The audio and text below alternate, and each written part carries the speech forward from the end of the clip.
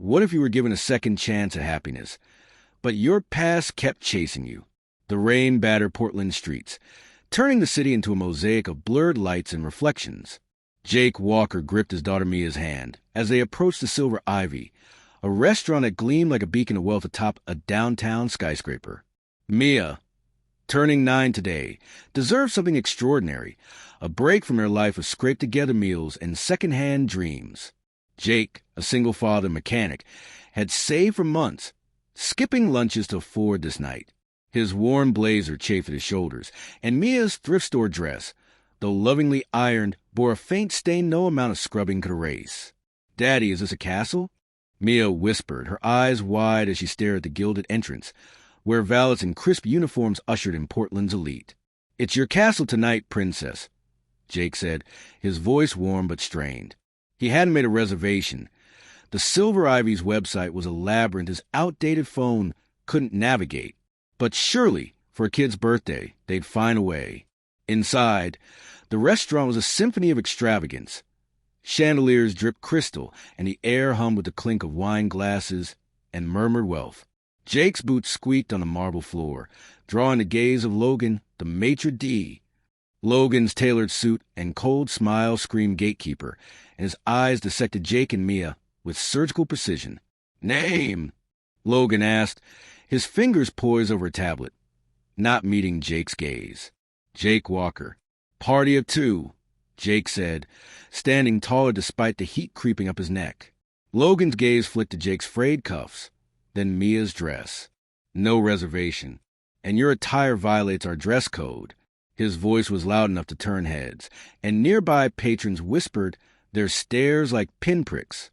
"It's my daughter's birthday," Jake said, his voice steady but pleading. "We just need a small table. I've got the money." Logan's smile was a razor. "This isn't a roadside diner, sir. Standards are enforced." He gestured toward the door, dismissive. Mia tugged Jake's sleeve, her voice small. "Daddy, why can't we stay? Did I do something wrong?"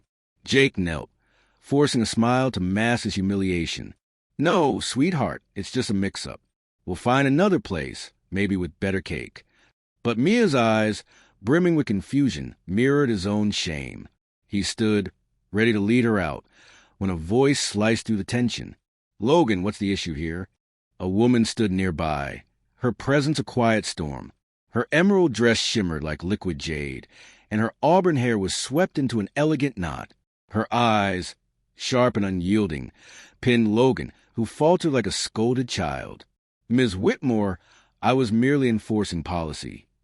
"Nonsense," she said, her tone smooth but edged with steel. "These are my guests." She turned to Jake and Mia, her smile softening. "I'm Grace Whitmore. Would you do me the honor of joining my table?" Jake's pride bristled, but Mia's hopeful gaze tipped the scale. "Thank you," he said, his voice tight. Grace led them to a private booth with a view of Portland's glittering skyline. She knelt to Mia's level, her warmth disarming. "Happy birthday, Mia. What's your favorite dessert? We'll make this night magical." Mia, shy at first, soon bubbled with excitement, describing her love for chocolate. Grace ordered a feast, lobster ravioli, truffle fries, and a chocolate torte with "Happy Birthday, Mia" in gold leaf. Jake watched, torn between gratitude and suspicion. Who was this woman, and what did she want? As the meal ended, Grace gifted Mia a silver charm bracelet with a star pendant. "For a girl who shines," she said. Mia gasped and Jake's throat tightened. He met Grace's eyes, searching for ulterior motives but finding only sincerity. "Why are you doing this?" he asked later, as Mia marveled at her bracelet. Grace's smile was wistful. "Because I know what it's like to feel invisible. And no one should feel that way, especially not on their birthday." Suspension and mystery. The next day, Jake's phone buzzed with an unknown number. Grace's voice, warm and steady, invited them to a charity gala for a youth arts program. "I'd love for you and Mia to be there," she said. Jake, still processing the previous night, agreed, though the thought of rubbing elbows with Portland's elite made his skin crawl. The gala was held at a waterfront mansion, its halls awash in silk gowns and tuxedos. Jake, in his only suit, felt like a smudge on a polished mirror. Mia, in a borrowed dress Grace had sent, twirled like a fairy.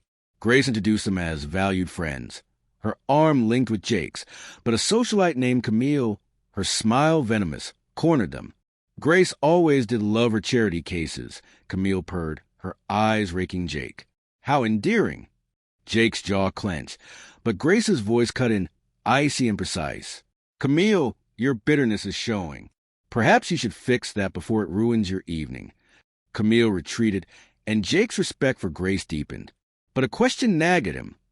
Why was Grace, a billionaire tech mogul, as he learned from a quick search, investing so much in them? Weeks passed, and Grace wove herself into their lives.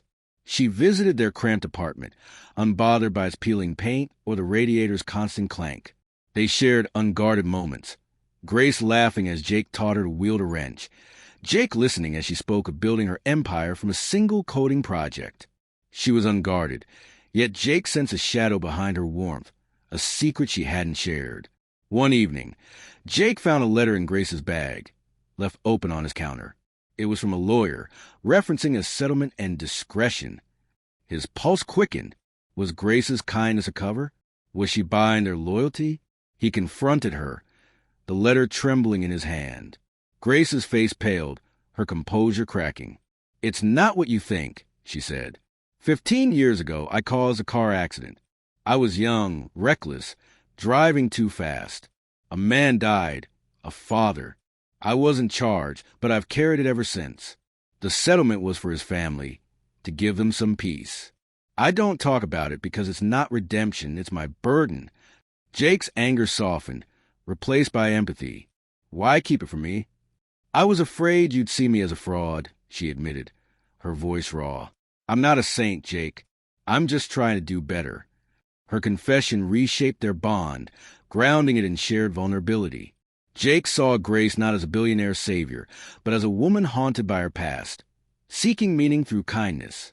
As their connection deepened, a question loomed, heavy and urgent. Can love truly bridge the chasm between their worlds, or will the ghosts of their past and the cruelty of society's judgment tear them apart?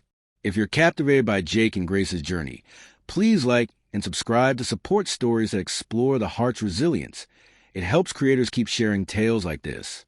Just as Jake began to trust their fragile happiness, disaster struck. His landlord, Vince, a man with a shark's grin, served an eviction notice. Jake had fallen behind on rent, prioritizing Mia's school fees and a recent ER visit for her asthma. He hid the notice, but Grace noticed his tension during a quiet dinner at her penthouse. What's wrong? She asked, her hand resting on his. Jake hesitated, pride choking him, but her steady gaze unraveled him. He confessed the missed rent, the eviction. Grace's response was immediate. You and Mia can stay with me. We'll figure this out together.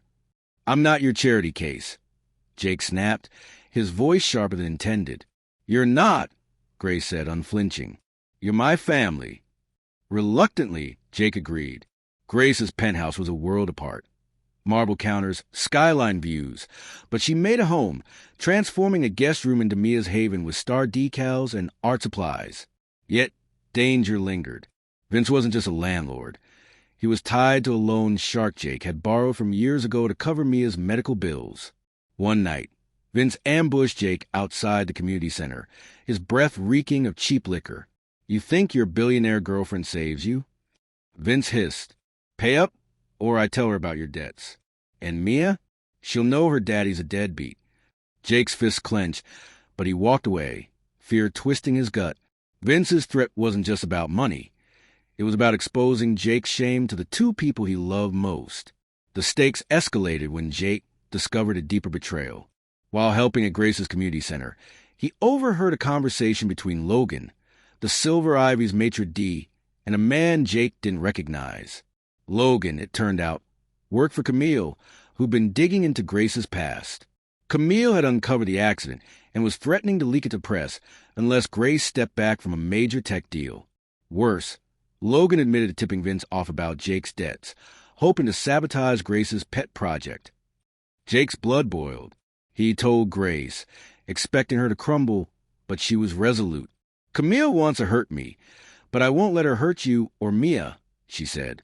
Together, they met with Grace's lawyer, who exposed Logan's collusion and Vince's illegal loan practices.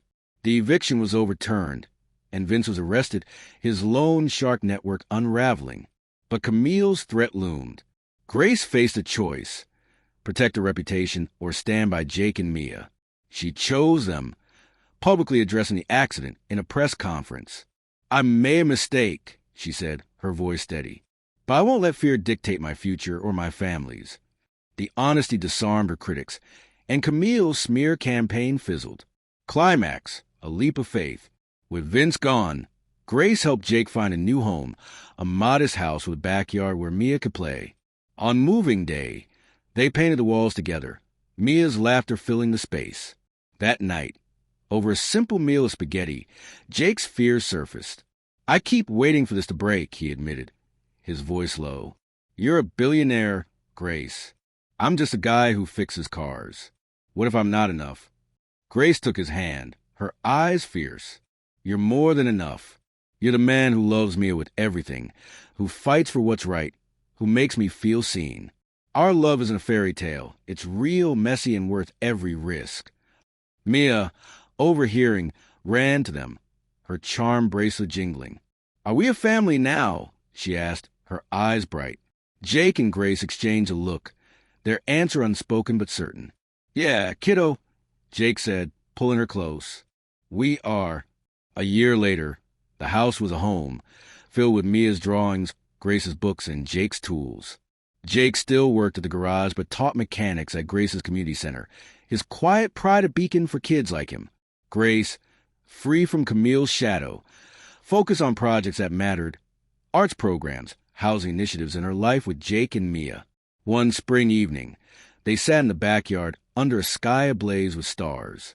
Mia, now 10, wore a new charm on her bracelet, a heart from Grace. "I wish for us to stay like this," Mia said, pointing to a shooting star. Grace leaned against Jake, her hand in his. "Some wishes come true," she said. Jake kissed her forehead, his fears quieted by the weight of her beside him. Their love, forged through kindness, resilience, and courage, had overcome prejudice, shame, and doubt. It wasn't perfect. It was better. It was theirs.